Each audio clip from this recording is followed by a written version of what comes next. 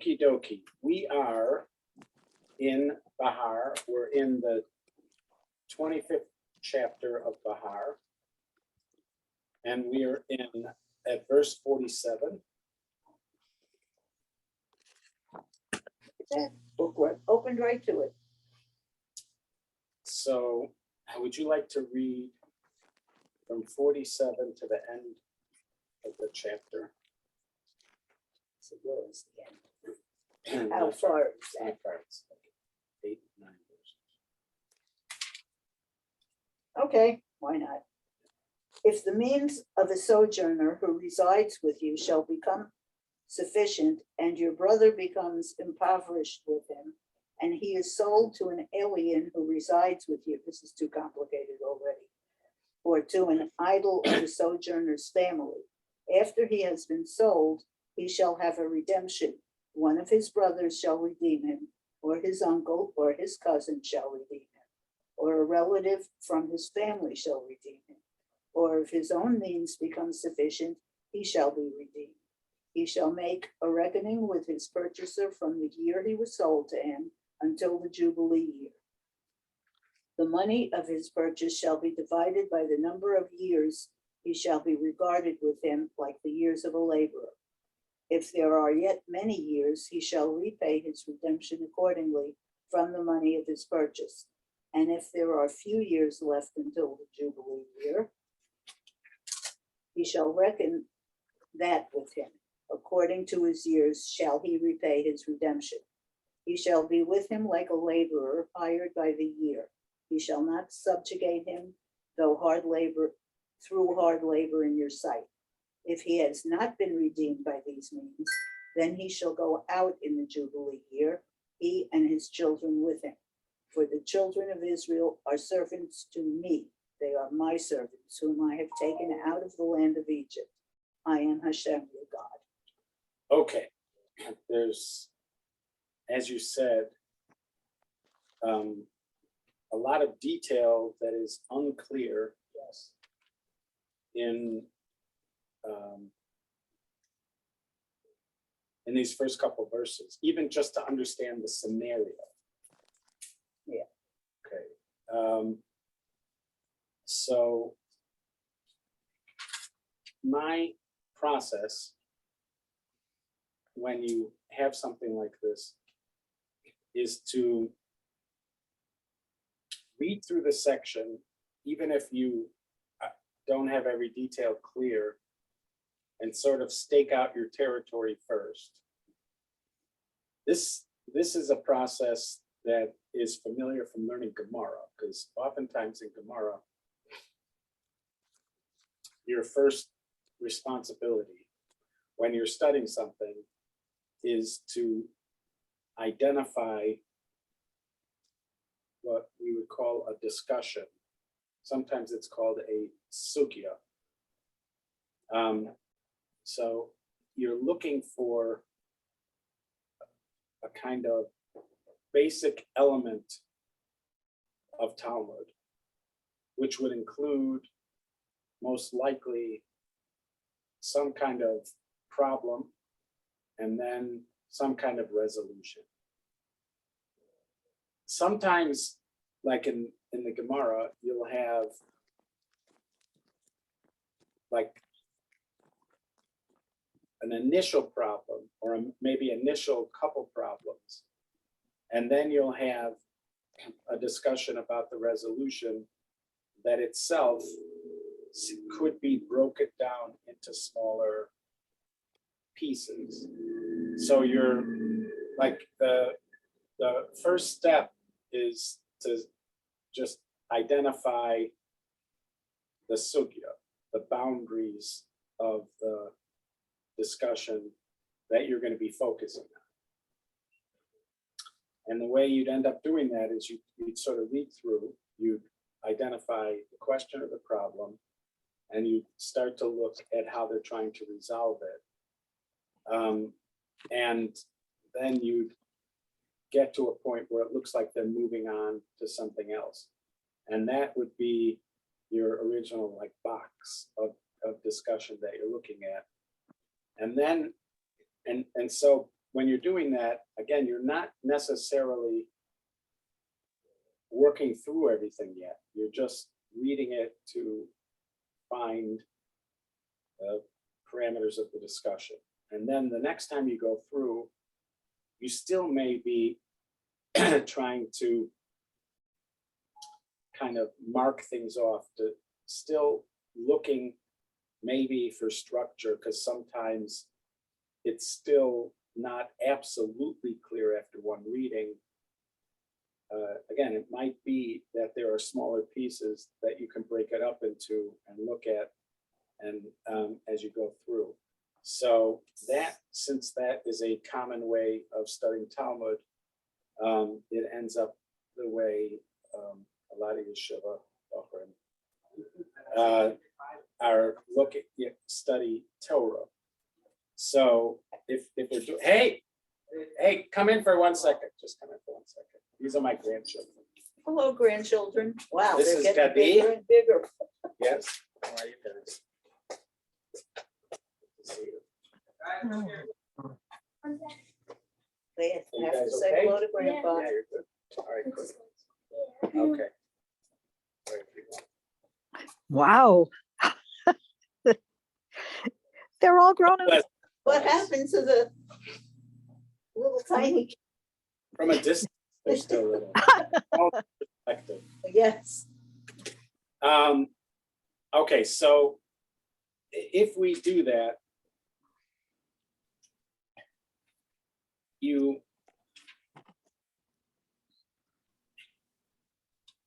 may have gone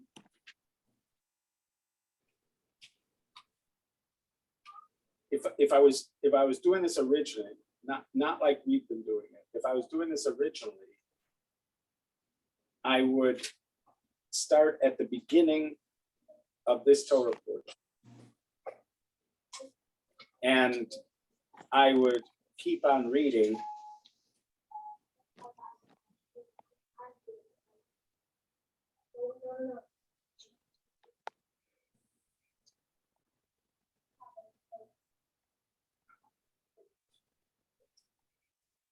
and I would go possibly even into the next Torah portion.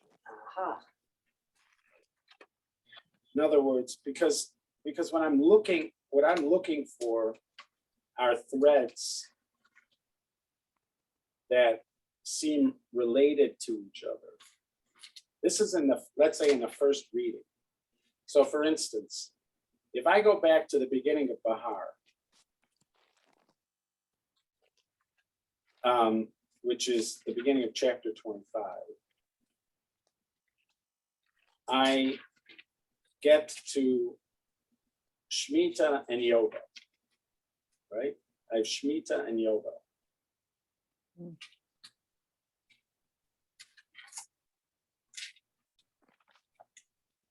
So it started with Shemitah in verse 1. right, And then in verse 8, it starts to talk about Yovel, right? And then the Yovel conversation goes on for some point. In the Yovel conversation, there's a focus on the land, but there's also a notion of redemption and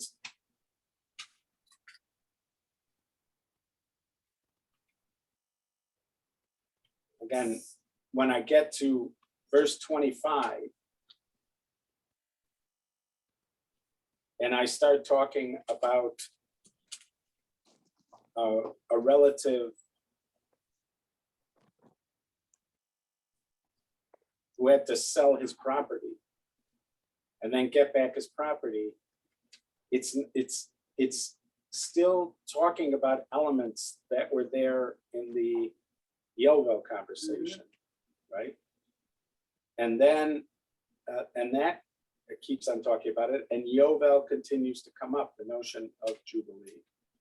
And then when I go to verse 35, I have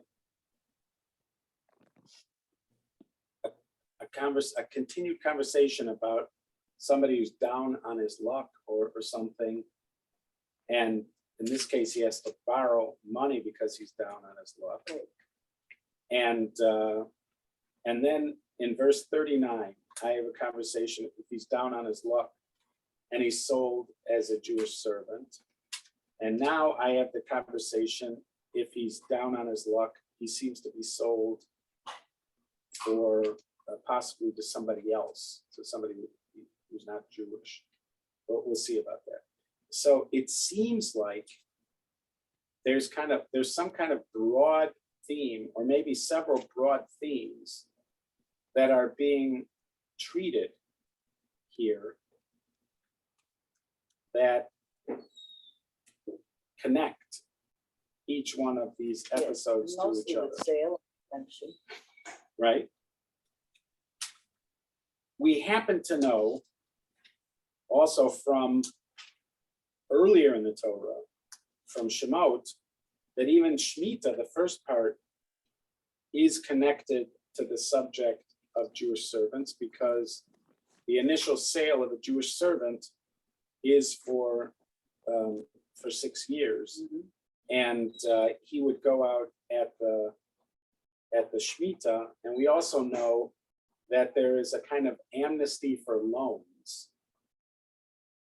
So these subjects, even if they're not discussed overtly right from the beginning, but if we've been going through this, we would already see a kind of connection to some of these themes all the way back at the beginning of Mishpatim, when it talks about the Jewish servant, the Jewish maidservant, even to the Shemitah part that comes up. So in this section, which of Bahar,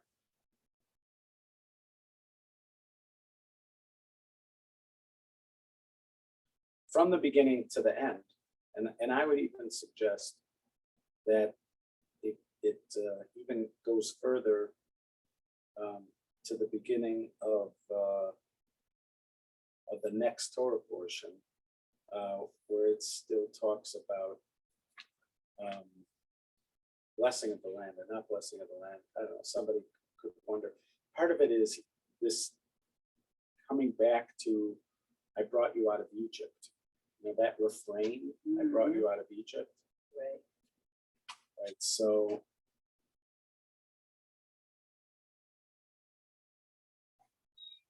it's the first time I mentioned it.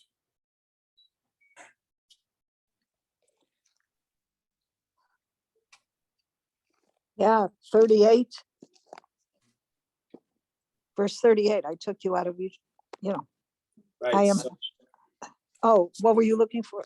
yeah, so I'm just looking to sort of collect the different kinds of collecting them. mentions. So the is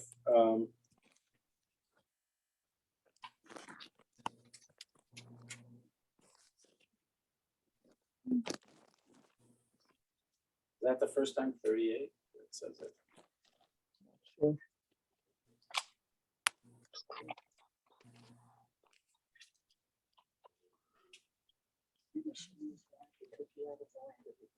One of them.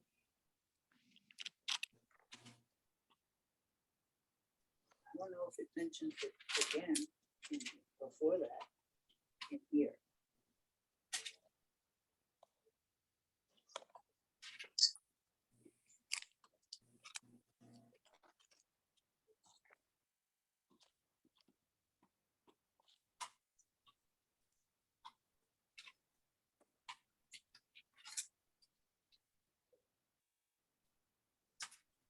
Or it could be that 38 is the first time it says it. And then it says it.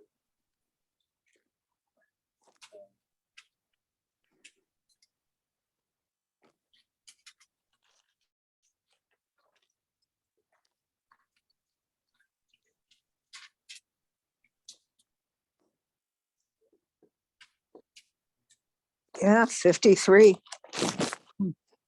No, 55. Yeah, 55.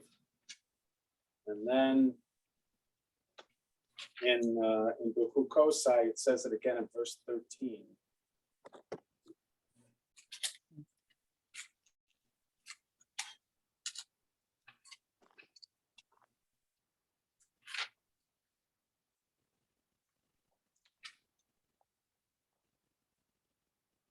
So in the discussion about interest, taking interest, it mentions it. Mhm. And then when it talks about slavery or servitude of Jews, it mentions it.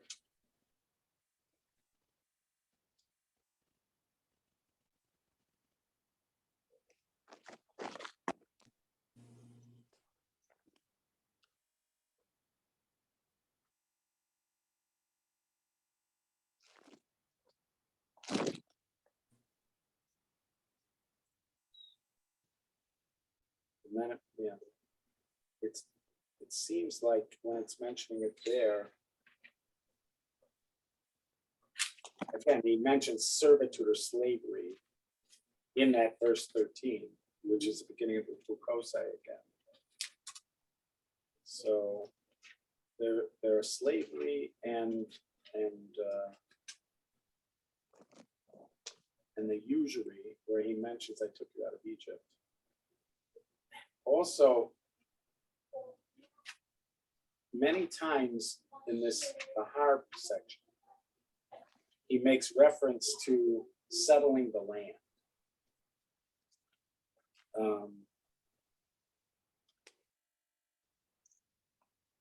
So it starts off that way in verse 2. It says, speak to the people of Israel and say to them, when you come to the land which I give to you, and you settle the land.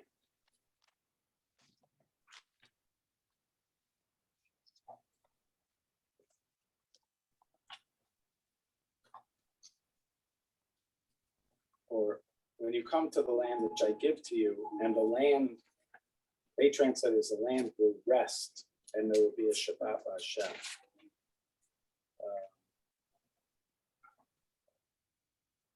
As they introduce the Shemitah. Yeah, here it says a land shall observe a Sabbath. Right.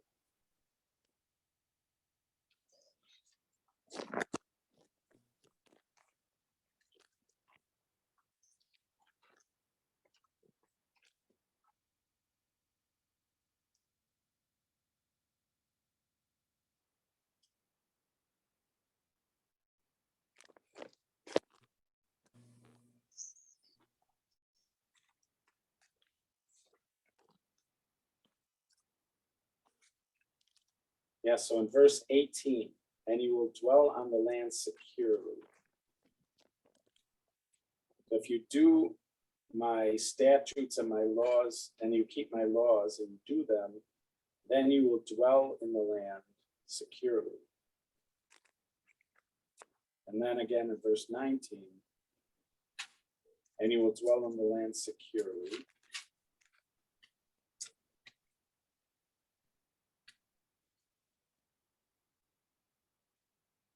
Then in verse 23, he says, you can't sell this land because the land is mine. And he says, you, in verse 23, he says,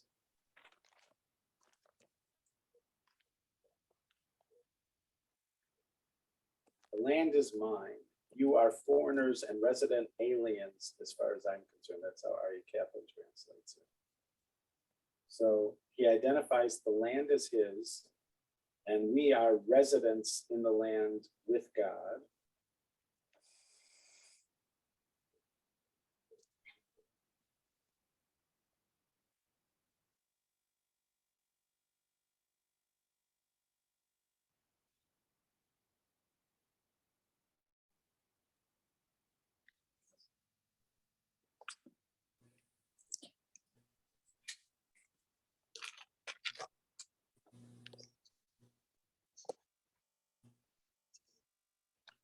And then he says in verse 38, I'm the Lord your God who took you out of Egypt.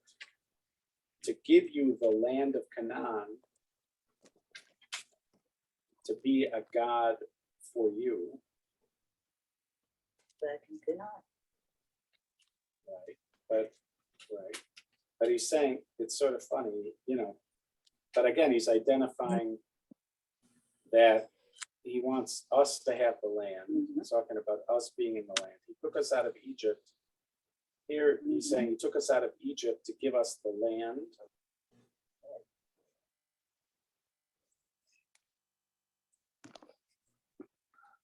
And then in verse 42, they are my servants who I took out of Egypt.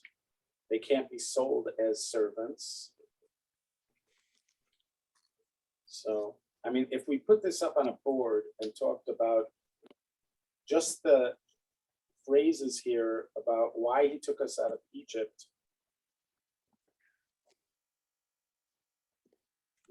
I think we have two primary, again, we're just looking through this, sort of gathering some general themes. So we have coming back that took us out of Egypt several times.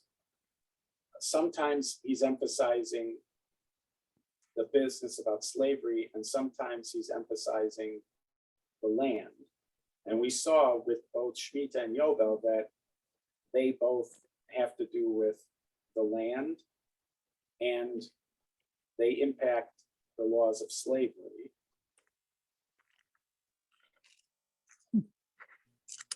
Sometimes, like in verse 45, he calls it Artsechem, your land. And we saw, he said in verse, right? He said in verse 45,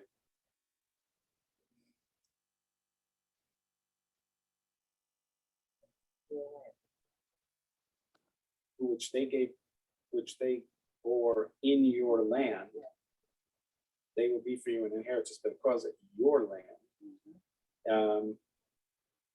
And he said in verse 38, I took you out of Egypt to give you the land, but then he emphasized earlier that it's not our land, it's his land. So, but anyways, the relationship to the land and the issue of slavery seem to be related to the going out of Egypt.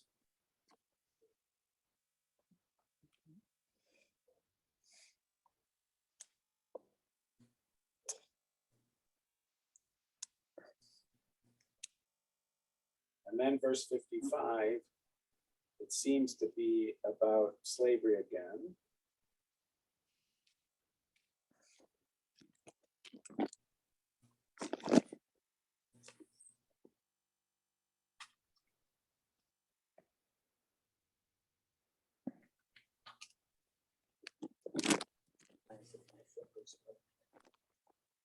So, um, so is the continual going back to Egypt to remind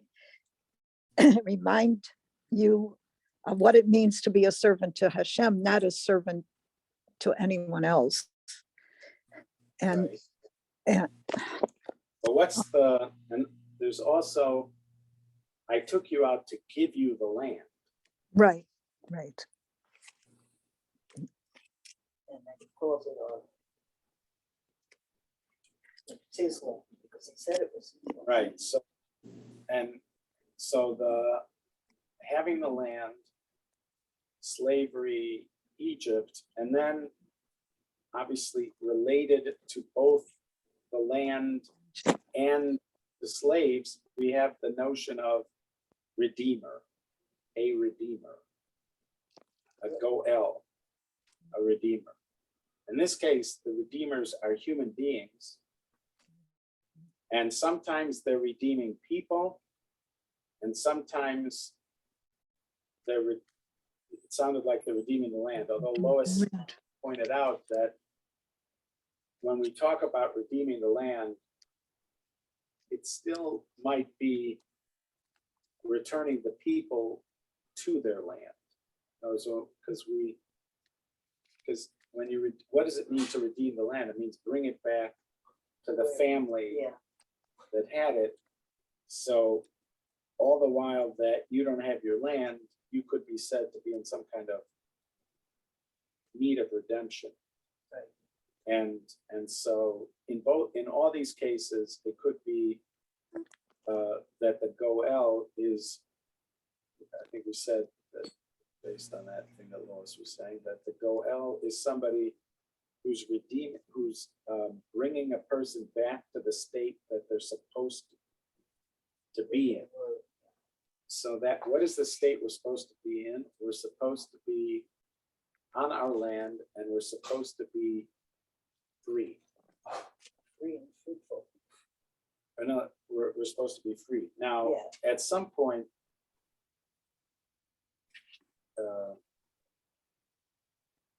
God says, not entirely free, because in verse 55, right, he says, really, it doesn't mean absolute freedom, because the Jewish people are my servants, who I took out of Egypt, and they shall not take them. In other words,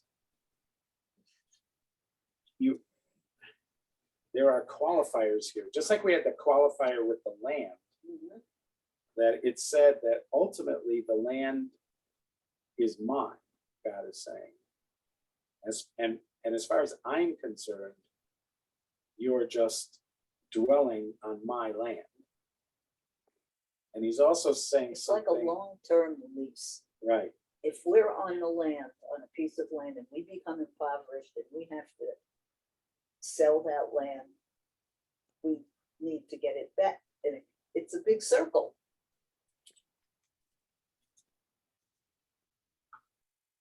yeah, so it seems like also when at some points he calls not being enslaved to another person freedom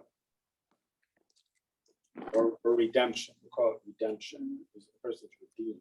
He's being redeemed. He's not a servant to other people. He's being redeemed. Geulah, redemption. And also when the land is not being held by other people, that's also redemption. But then he qualifies it that even the original stewards of the land are sort of stewards of the land, but they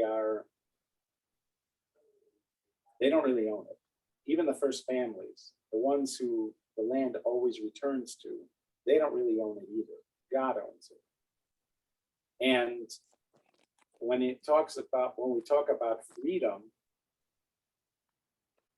from, in other words, not being slaves, that's not it also. It's not an absolute freedom. We return to God's stewardship.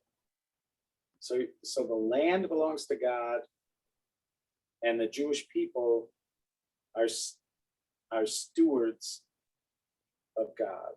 They are servants. So if you put it together, you end up with Jewish people being God's servants on the land. Which reminds me of something, Yes. which is the Garden of Eden. Doesn't everything go back to the Garden of Eden? Everything goes back to the Garden of Eden. In the beginning,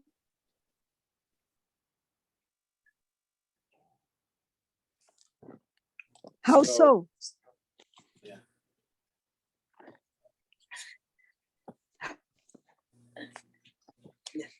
But like in the Garden of Eden, there are both in the first creation, this story, in other words, the first description of creation, which is in chapter 1 and the beginning of chapter 2. And then the second one, it seems like man is supposed to be Rabbi Foreman calls it middle management. Yeah. So like in verse, just going around, flipping around. So if you go back to chapter 1 and you go to verse 26.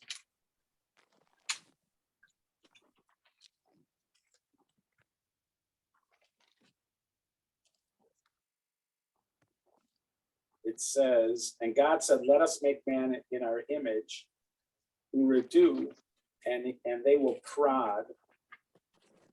But you could also translate that as manage, but you could say they prod the fish of the sea, the birds of the heaven, and the animals on the land, the whole haaretz, and everything that creeps on the land. So what's God's plan for man? So Middle management. right, so that's what Rabbi Foreman characterizes as middle management. And then in the story, which is the second telling of this story, which is begins in chapter 2, it even says, even early on, it says in chapter 5 that there were no herbs or plants or grasses on the earth. They haven't grown yet because God hadn't caused rain. There is no man to work the earth. La'avod. It calls it la'avod. That same word as that word avodah and evet. There is no man to work the earth. And then God creates this garden and he puts man there in verse 8. God planted a garden of Eden and he put man there. So again, Rabbi Foreman asks, why is man there? Why is he in God's garden? So he suggests that he's the gardener. And it says in verse 15, and God took man, put him in the garden to work it and to guard it. So man is the gardener, but again, in a subservient role.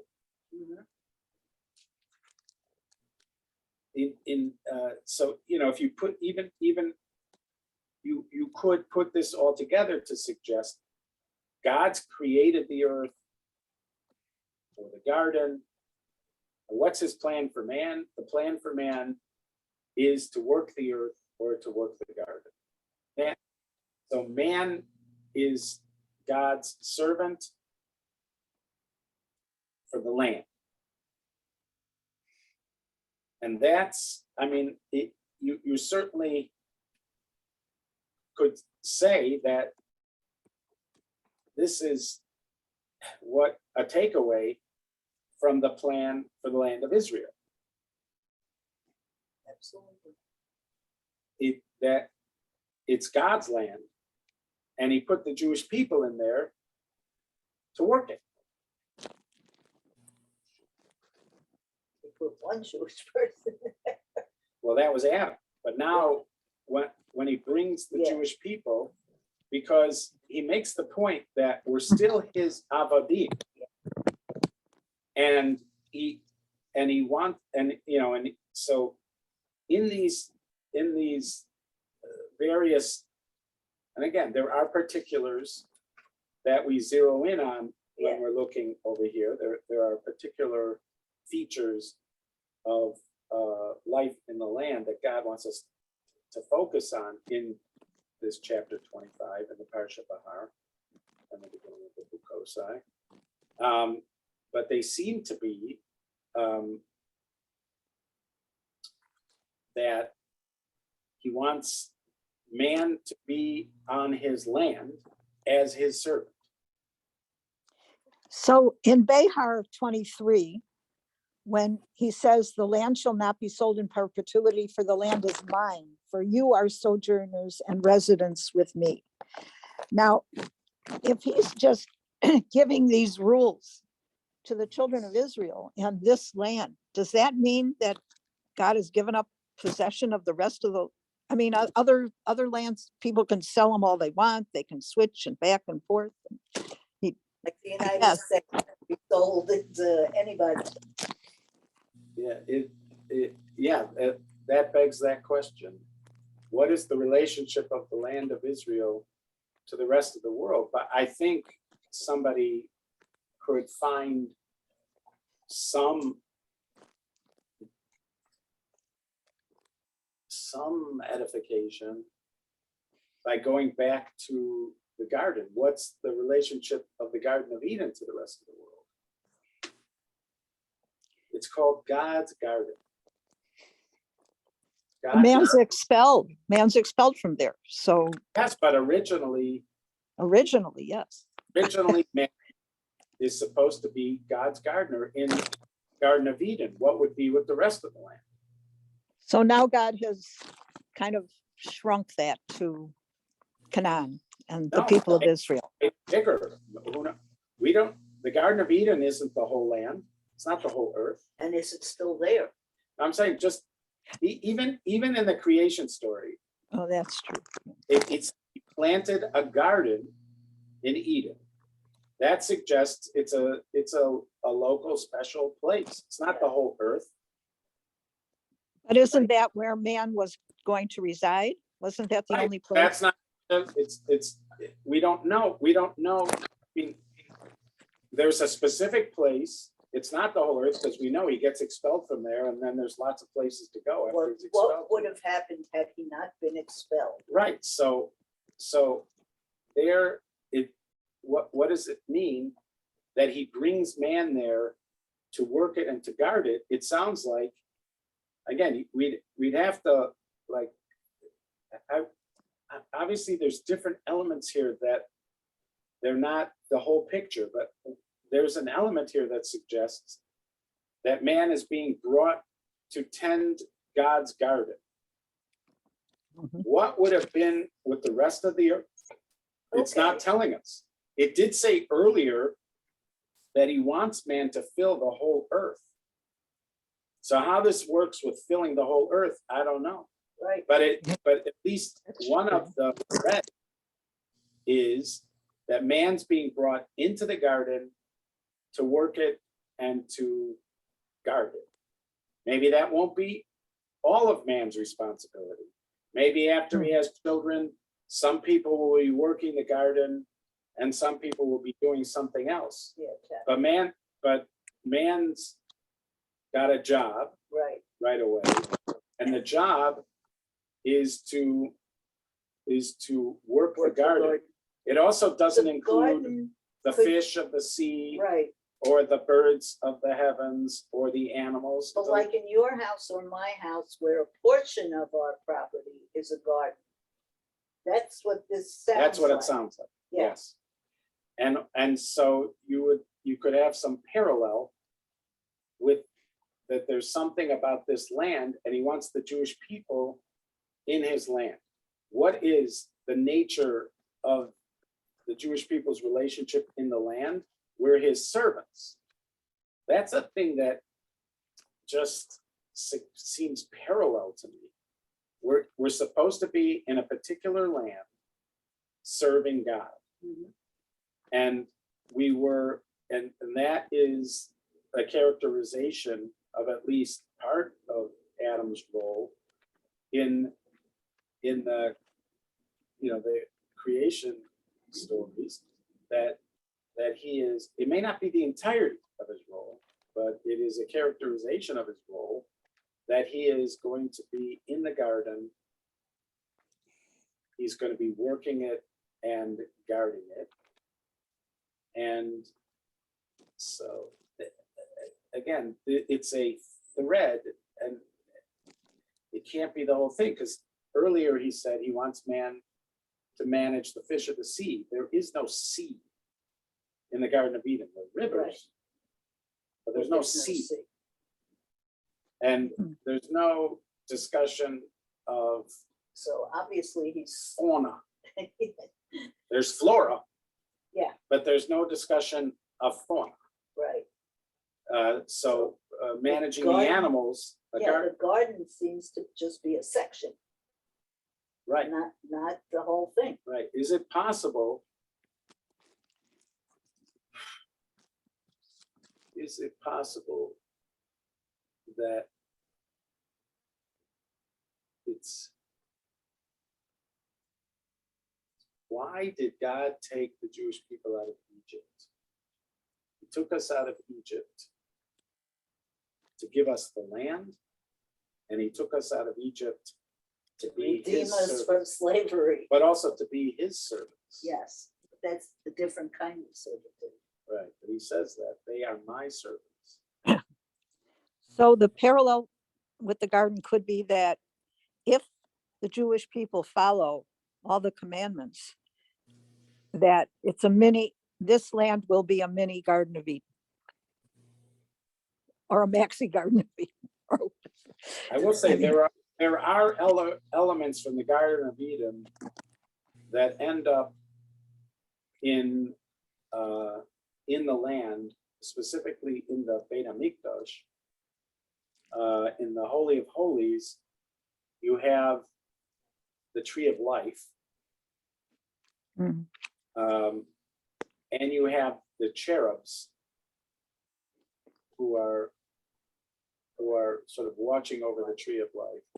So you have the tree of life, and so it works out that on the pilgrimage festivals, all the Jewish people are revisiting. It's not literally, but it's not literally in more than one way, because it's not literally the tree of life, although the tree of life, it might be, I don't know. It's in some way representative of the tree of life. And also the actual masses of people don't get to see the ark. The ark is not even visited by the high priest on the pilgrimage festival, but you're getting close. You're sort of approaching the tree of life, and you're approaching the cherubs that are there by the tree of life. So there is a Garden of Eden sort of reference at what you might call the epicenter of the land of Israel. And in the image that's given here in these sections,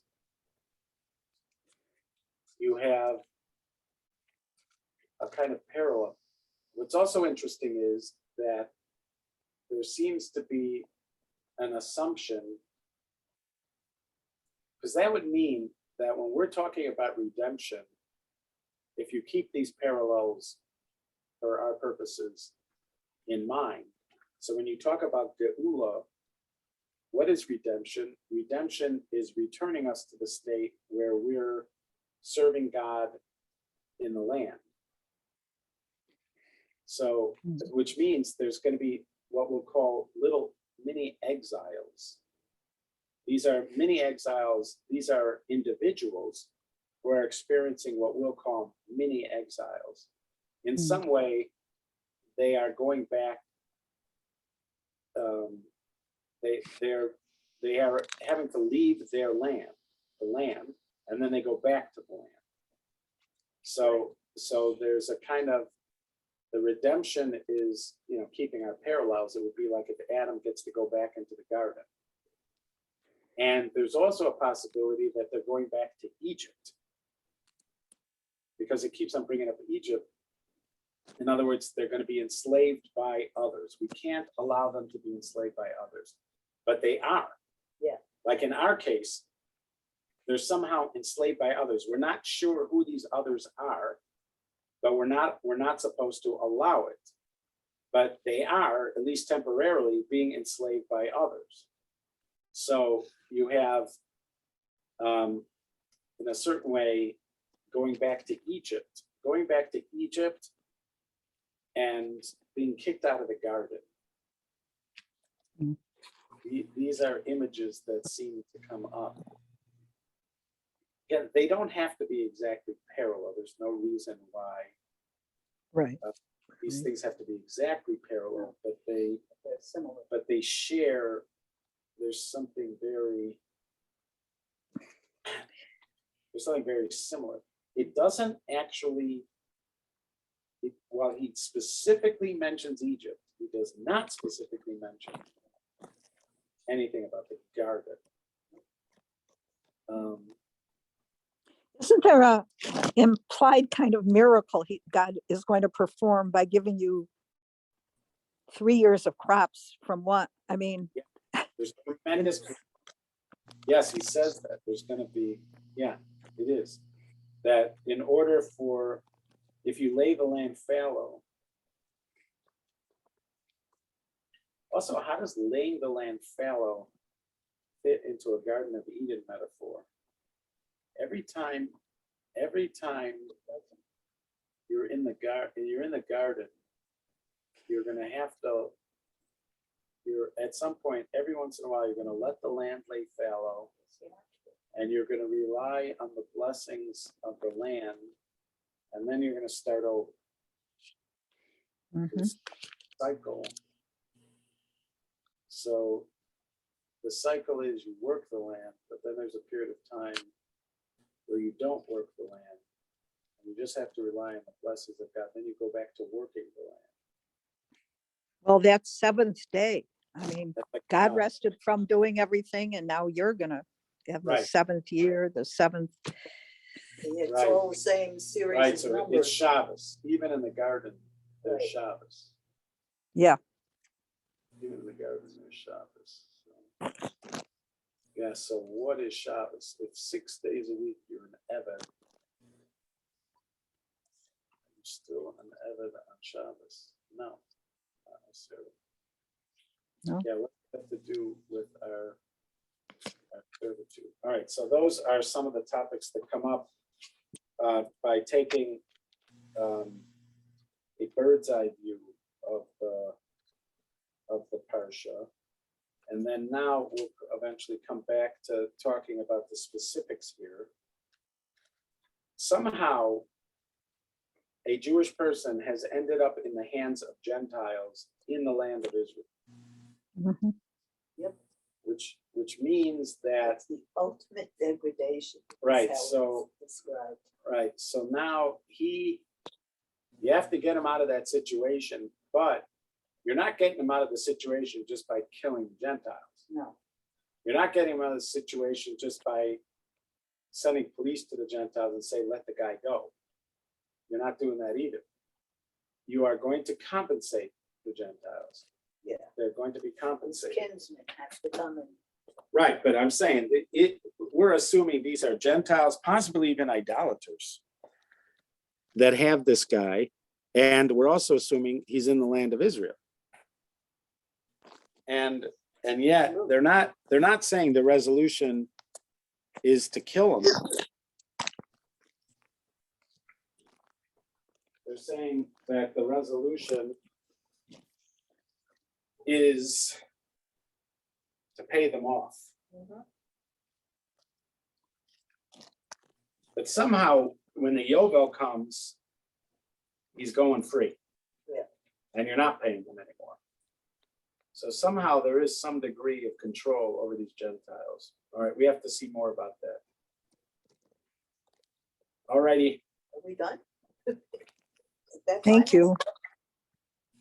What is that translated right? If you're sold or to an idol of a sojourner's family, what could that mean? R.A. Kaplan, the way it's very nice. The way R.A. Kaplan translates it is, The god of the non-Jew, wouldn't it be? right, so he translates it to an Oh. idolatrous cult, which must be rooted out from a foreigner's family. Oh, Don't you He's like got that a one? lot of extra words in there because it is very cryptic what this case is. But it still sounds like they are Gentiles. I'll call you back in 10 minutes. All right, but we'll see more next week. okay, thank you. Thank you. Okie dokie. Wow. All right. be Bye well. all. Good All right. job. Talk to you later, Mrs. T.